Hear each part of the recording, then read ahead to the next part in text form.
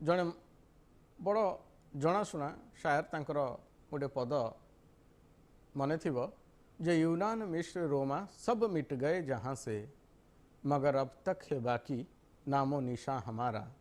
कुछ बात है हम में कि हस्ती मिटती नहीं हमारी, सदियों रहा है दुश्मन दौरे जहाँ हमारा। अर्थात आम सहित अनेक किछि राष्ट्र थिले सेमाने आज धूलिसात हो जाइछंती, भूगोल पृष्ठारू से नाम हटि जाइछि, किंतु किछि तो आम भितर थिला जो 5000 वर्षर इतिहास को धरी आज आमे माने अछंती। कारण जे आमे माने आम देश को खूब भल पाती, पेटरे ओदा कना पकई शोई पारती, किंतु देश कथा जेते आसे आमे देश को सबुठारु आगरे रखती। स्वाधीनतार आज 75 वर्ष पूर्ति अवसर में सारा देश उत्सव मुखर, चारिआडे त्रिरंगा पताका उड़ा सह सम्मान प्रदर्शन करा जाइछि। मात्र आम राज्यर देवगढ़ जिले में एभली एक छोट गाँव अच्छी जोठी जीवाकू भल रास्ताटी नाही, मात्र लोकंक मनरे अछि गभीर देशप्रेम। जोठी वर्ष 365 दिन प्रत्येक दिन सकाळे 6टारे जातीय पताका उत्तोलन करा सह जातीय संगीत गान करा जाए। सूर्यास्त पूर्वर जातीय पताका को सम्मानर सह ओह्लाई दिया जाए। खाली सेतिकी नुहे, ग्राम में गांधीजी आदर्श को दृष्टि रखी समस्ते चली थांती जीवा सेपरी एक गाँव को देवगढ़ जिला रियामाल ब्लॉक लुलुंग ग्राम पंचायत अंतर्गत कीर्तनपाली ग्राम।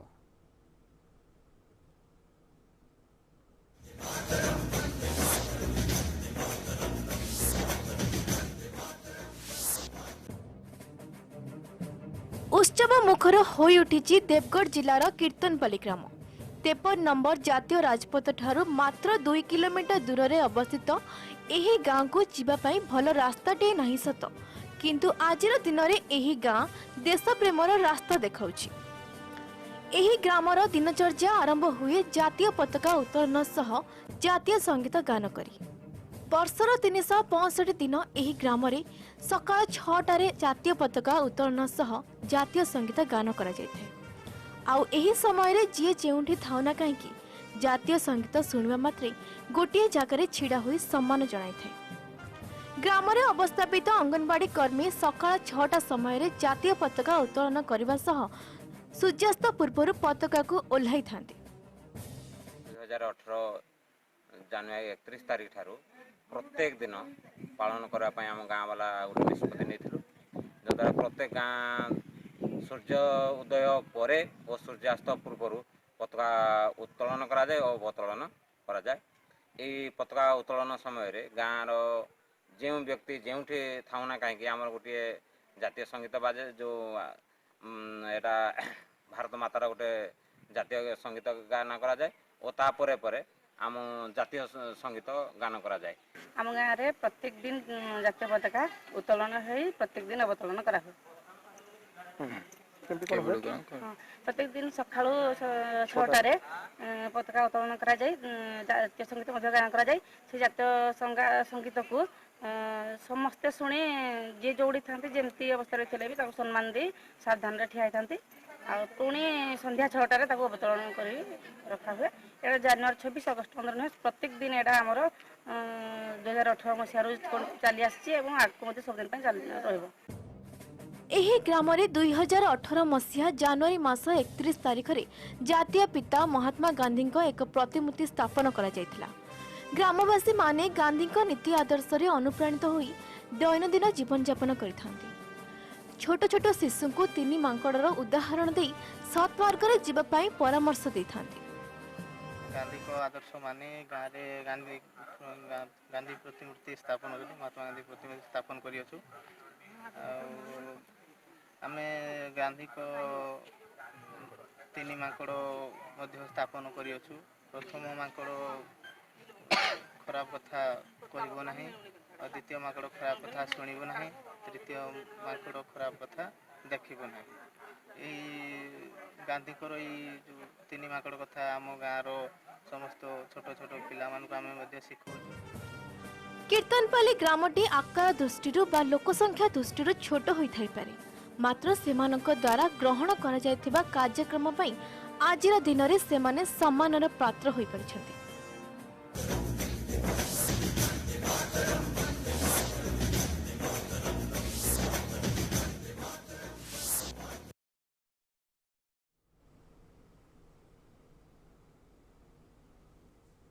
ମାନସ ଅଛନ୍ତି ଆମ ସହିତ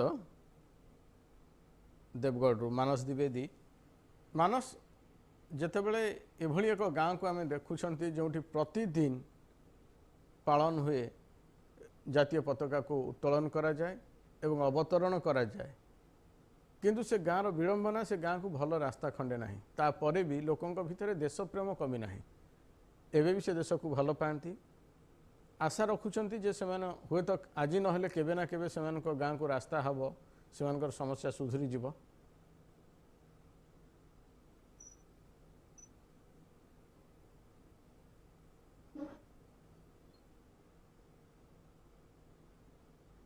ଆପଣ ମୋତେ ଶୁଣିପାରୁଛନ୍ତି ମାନସ?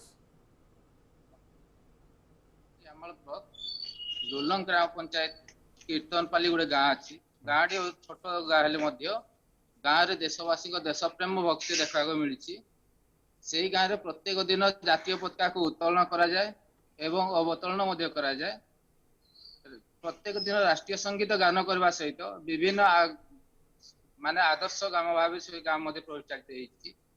ପ୍ରଥମ ଶୌଚ ମଳମୁକ୍ତ ଗ୍ରାମ ଭାବେ ମଧ୍ୟ କୀର୍ତ୍ତନପାଲିକୁ ଘୋଷଣା କରାଯାଇଛି।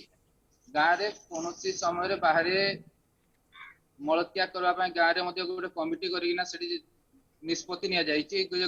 ନିଜେ ଶୌଚାଳୟ ନିର୍ମାଣ କରନ୍ତୁ ଏବଂ ନିଜ ଶୌଚାଳୟରେ ମାନେ ନିଜେ ଯାଇକିନା ମଳତ୍ୟାଗ କରନ୍ତୁ। କିନ୍ତୁ ଗାଁଟି ଜାତୀୟ ରାଜପଥ 53 ଭିତରକୁ ରହିଥିଲେ ମଧ୍ୟ ସେ ଗାଁରେ ଆଜି ପର୍ଯ୍ୟନ୍ତ ଗୋଟେ ଛୋଟ ମାଟି ରାସ୍ତା ରହିଛି। ସେ ମାଟି ରାସ୍ତାରେ ଯାଇକିନା ସେ ଗାଁକୁ ଯିବା ଆସିବା କରି ପଡିଥାଏ। ଗାଁରେ ଯଦି କହିବାକୁ ଗଲେ ଦେଶଭକ୍ତିର ଯୋଉ ମାନେ ଦେଖା ଦେଇଛି, ଗାଁରେ ମହାତ୍ମା ଗାନ୍ଧୀଙ୍କ ପ୍ରତିମୂର୍ତ୍ତି ନିର୍ମାଣ କରାଯାଇଛି। ତାଙ୍କ ତଳେ ଛୋଟ ଛୋଟ 3ଟି ମାଙ୍କଡ ନିର୍ମାଣ କରାଯାଇଛି। ଯୋଉ ମାଙ୍କଡ ମାନଙ୍କୁ ଗାଁ ବାସୀ ସେ ଛୋଟ ଛୁଆ ମାନଙ୍କୁ ମଧ୍ୟ ସେ ଆଦର୍ଶ ଭାବରେ ସେଠି ନେଇକିନା କରାଯାଏ ଯେ ମନ୍ଦ ଶୁଣ ନାହିଁ, ମନ୍ଦ କୁହ ନାହିଁ ଏବଂ ମନ୍ଦ ଦେଖ ନାହିଁ। ଏହିପରି ଭାବରେ ମଧ୍ୟ ଗାଁରେ ସେମାନଙ୍କୁ ଗାଁ ଛୁଆ ମାନଙ୍କୁ ମଧ୍ୟ ନୀତି ଶିକ୍ଷା ଦିଆଯାଇଥାଏ। ଆଚ୍ଛା, ଯେତେବେଳେ ଗାଁରେ ଏତେ ଗୁଡ଼େ ସମସ୍ୟା, ଆପଣ କହୁଛନ୍ତି ରାସ୍ତା ନାହିଁ ସେ ଜାଗାରେ, ସେଠି ଶିକ୍ଷାର ବ୍ୟବସ୍ଥା କିଭଳି? ଦେଶଭକ୍ତିରେ ତ ସେ ଅଞ୍ଚଳର ଲୋକ ବା ଗାଁ ଲୋକଙ୍କ ଭିତରେ କୌଣସି ଅଭାବ ନାହିଁ, କିନ୍ତୁ ଅଭାବ ସବୁବେଳେ ପ୍ରଶାସନ ପାଖରେ ରହିଥାଏ। ସେ ଅଞ୍ଚଳରେ ରାସ୍ତା କିଭଳି ଭାବରେ, ଆପଣ କହିଲେ ଏକ ମାଟି ରାସ୍ତା ଅଛି, କାହିଁକି ତା ଉପରେ ନଜର ପଡ଼ିଲା ନାହିଁ ବ୍ଲକ ପ୍ରଶାସନର? ବିଜୁଳି ସେବା କିଭଳି ଭାବରେ, ଯେଉଁମାନେ ଅଛନ୍ତି ଦରିଦ୍ର ସେମାନଙ୍କ ପ୍ରତି ସରକାରଙ୍କର ଯେଉଁ ଯୋଜନା ସେଠି ବାସ୍ତବରେ କେତେ ପହଞ୍ଚିଛି, ଏବଂ ଶିକ୍ଷା, ସ୍ୱାସ୍ଥ୍ୟ, ଗମନାଗମନ, ବିଜୁଳି, ପାଣି ଏବଂ ତା ସହିତ ଦୂରସଞ୍ଚାର, ଏସବୁ ବ୍ୟବସ୍ଥା ଆପଣ ଯେ ଆଦର୍ଶ ଗାଁ, ସେମାନେ ନିଜ ତରଫରୁ ନିଜ ଗାଁକୁ ଆଦର୍ଶ ଭାବେ ଗଢ଼ି ତୋଳିଛନ୍ତି, କିନ୍ତୁ ଆଦର୍ଶ ଗାଁ ସହିତ ବିକଶିତ ଗାଁ ହେବା ବି ନିହାତି ଜରୁରୀ। ବ୍ଲକ ପ୍ରଶାସନ ତରଫରୁ ତାକୁ ବିକଶିତ ଗାଁ କରିବା ପାଇଁ କ'ଣ କ'ଣ ପ୍ରୟାସ ବର୍ତ୍ତମାନ ସୁଦ୍ଧା ନିଆଯାଇଛି? ଦେଖନ୍ତୁ, ସେଇ ଯୋଉ ଗାଁଟି ଗୋଟେ ଛୋଟ ଗାଁ ଥିବାରୁ ଯୋଉ ପ୍ରାଥମିକ ବିଦ୍ୟାଳୟ ଥିଲା, ପ୍ରାଥମିକ ବିଦ୍ୟାଳୟରେ 20ଟି ଛାତ୍ରଛାତ୍ରୀ ନ ହେବା କାରଣ ବଶତଃ ସରକାର ସେଠୁ ପ୍ରାଥମିକ ବିଦ୍ୟାଳୟକୁ ଅନ୍ୟତ୍ର ସ୍ଥାନାନ୍ତରିତ କରିଦିଆଯାଇଛି। ସେଇ ଗାଁରେ ଗୋଟିଏ ମାତ୍ର ଅଙ୍ଗନବାଡି କେନ୍ଦ୍ର ରହିଛି। ସେଇ ଅଙ୍ଗନବାଡି କେନ୍ଦ୍ରରେ ଛୋଟ ଛୋଟ ଛୁଆ ମାନେ ଶିକ୍ଷା ଲାଭ କରିଥାନ୍ତି ଏବଂ ଅଙ୍ଗନବାଡି ୱାର୍କର ଯୋଉ ଗୀତାଞ୍ଜଳି ବେହେରା ରହିଛନ୍ତି, ସେ ସବୁଦିନ ସକାଳ 6 ଘଣ୍ଟିକା ସମୟରେ ଜାତୀୟ ପତାକାକୁ ଉତ୍ତୋଳନ କରିବା ସହିତ ସନ୍ଧ୍ୟା 6 ଘଣ୍ଟିକା ସମୟରେ ପତାକାକୁ ମଧ୍ୟ ଅବତରଣ କରିଥାନ୍ତି ଏବଂ ରାଷ୍ଟ୍ରୀୟ ସଙ୍ଗୀତ ଗାନ କରିଥାନ୍ତି। ରାଷ୍ଟ୍ର ସଙ୍ଗୀତ ଗାନ ସମୟରେ ଗ୍ରାମବାସୀ ରାଷ୍ଟ୍ରୀୟ ସଙ୍ଗୀତ ଶୁଣି ମଧ୍ୟ ସେଇ ଜାଗାରେ ଛିଡା ହେଇଯାନ୍ତି ଏବଂ ସମ୍ମାନ ମଧ୍ୟ ପ୍ରଦର୍ଶନ କରିଥାନ୍ତି। କିନ୍ତୁ ଦୁଃଖର ଜିନିଷ, ସେଇ ଗାଁକୁ ଆଜି ପର୍ଯ୍ୟନ୍ତ ଭଲ ପକ୍କା ରାସ୍ତା ଖଣ୍ଡିଏ ନାହିଁ, ଯାହା ଫଳରେ ସେମାନେ ଯିବା ଆସିବାରେ ବହୁତ ଅସୁବିଧାର ସମ୍ମୁଖୀନ ହେଉଛନ୍ତି। ଯେଉଁ ସମସ୍ୟା ସବୁ ଅଛି, ସେ ସମସ୍ୟା ଭିତରେ ସରକାରଙ୍କ ଜିଲ୍ଲା ପ୍ରଶାସନ ନଜରକୁ ବା ବ୍ଲକ ପ୍ରଶାସନ ନଜରକୁ କିଛି ଆସିছে ନା ନାହିଁ? ଯେହେତୁ ଆପଣ କହିଲେ ସେଠି ଗୋଟେ ମୁଖ୍ୟ ସମସ୍ୟା, ସେମାନଙ୍କ ଗାଁକୁ ଏ ପର୍ଯ୍ୟନ୍ତ ଗମନାଗମନ ଶୈଳୀ ବ୍ୟବସ୍ଥା ନାହିଁ, ପକ୍କା ସଡ଼କ ହେଇନି, ମାଟି ରାସ୍ତା। এই যে ঘটনা ব্লক প্রশাসন নজরে অছি না ନାହିଁ? ଆମେ ସମ୍ପର୍କରେ ବିଡିଓଙ୍କ ସହିତ ଫୋନ କରିଥିଲୁ, କିନ୍ତୁ ତାଙ୍କର ବର୍ତ୍ତମାନ ସୁଦ୍ଧା ପ୍ରତିକ୍ରିୟା ମିଳିପାରିଲା ନାହିଁ ଏବଂ ସରପଞ୍ଚକୁ ମଧ୍ୟ ଏହି ସମ୍ପର୍କରେ ଆମେ ଅବଗତ କରିଛୁ ଯେ ସେଇ ଗାଁକୁ ପକ୍କା ରାସ୍ତା ପାଇଁ ସରକାରଙ୍କର ଯୋଉ ବିଭିନ୍ନ ଯୋଜନା ରହିଛି ସେଇ ଗାଁକୁ ପହଞ୍ଚିବା ଦରକାର, କିନ୍ତୁ ବର୍ତ୍ତମାନ ସୁଦ୍ଧା ସେ ଗାଁକୁ କୌଣସି ପକ୍କା ରାସ୍ତା ପହଞ୍ଚି ନାହିଁ। ମାଟି ରାସ୍ତା ରହିଛି, ଯୋଉଠିକି ବର୍ଷା ସମୟରେ ସେଇ ରାସ୍ତା ମଧ୍ୟ କାଦୁଅ ହୋଇଯାଇଥିବା ନଜର ରହିଛି। अच्छा जो आप कहले एबे जे से अंचल रे गोटे स्कूल थिला से स्कूल रे 20 रु कम पिला हेले जो से स्कूल को हटे निया गला कम पिला हबार किसी कारण जेहेतु से गाँटी छोट गाँ से छोट गाँ भितर पड़े मुझे सहित कथा होती काली जहाँ सूचना मिलता जे 19टा छुआ होते कि 20 अधिक छुआर सरकार नियम अनुसार ना स्कूल उठीज तेणुक स्कूल को उठे दि जाने चली चली निकटवर्ती जो प्राथमिक विद्यालय को प्रत्येक दिन जीवासवा जेहेतु गाँटी कृषि भित्तिक गाँ तेणुक चाष उपर निर्भर करती एवं छोट गाँ हिसाब से गाँ रो छोट छुआ मान आवश्यकता अनुसार स्कूल पहुंची पाई नथिले तेणुक स्कूल को उठी जाइए। अच्छा ये जो जिते आप कहले जे एभली एक गाँ जो प्रतिदिन सकाल 6टारे उठा हुए आपणकर माने पताका उत्तोलन हुए एवं संध्या जो सूर्यास्त पूर्वर पताका अवतरण कर जाए ये घटना को नहीं समग्र वर्तमान राज्य रे ये निश्चित भाव में समस्त लाइम लाइट चर्चा को आसो किंतु एठी जो घटनाटी घटुची जे जिते रास्ता कथा आसूची शिक्षा आप कहले 19टा पिला थिले गोटे पिला अभाव पे सरकार ताकू चेंज करने गले बर्तमान जो से पिला माने पढ़ुछंती सी गाँ ठारू केते किलोमीटर दूर रे पिला माने पे ताहा सुविधा हेउछि ना हेउ नाही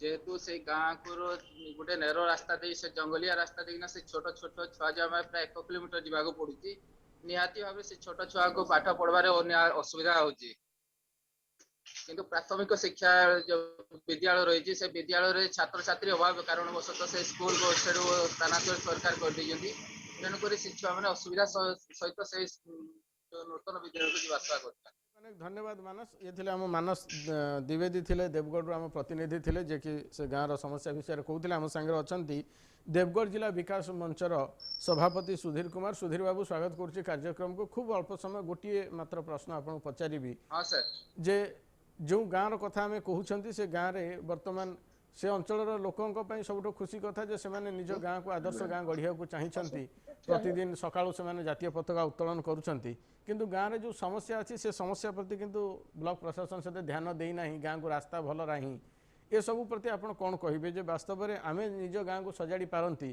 किंतु सरकार बा प्रशासन समर्थन न मिले से गाँव विकास हो पार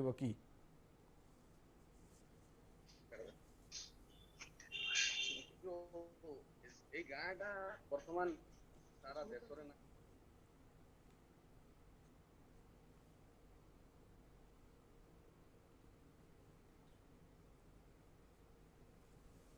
सब आसुचंती एवं से गाँव रो जो रही परंपरा जे गांधी नीति रे चलिबार प्रत्येक दिन हमर तिरंगा पताका उत्तोलन होउची एवं अवतरण होउची आज्ञा एबे वर्तमान जो हमर बालुका पटनायक सुदर्शन पटनायक भी मध्य पुरी रे से गाँव रो तैयारी करा जायछि तो सर किंतु जिला प्रशासन राज्य प्रशासन